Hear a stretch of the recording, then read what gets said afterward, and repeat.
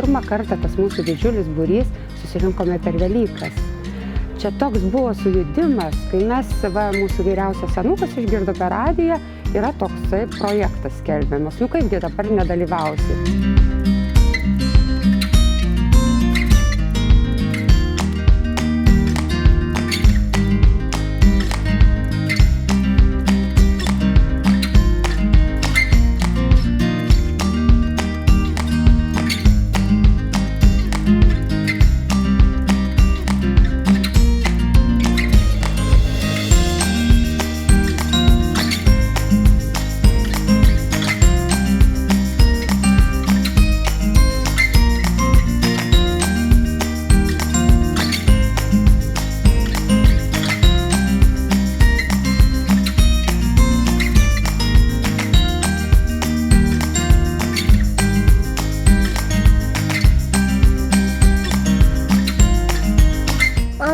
Šyva.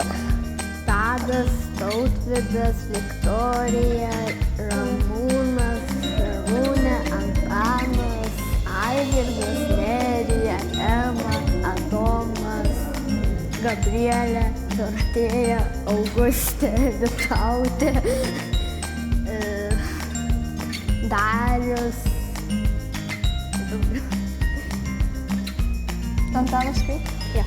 Man iš tiesų yra sunkiau su vardais, bet visus iš veidų galima atpažinti, kad tai yra giminė. Ne tai, kad tau reikia, o tiesiog nori pabūti su šitais žmonėmis.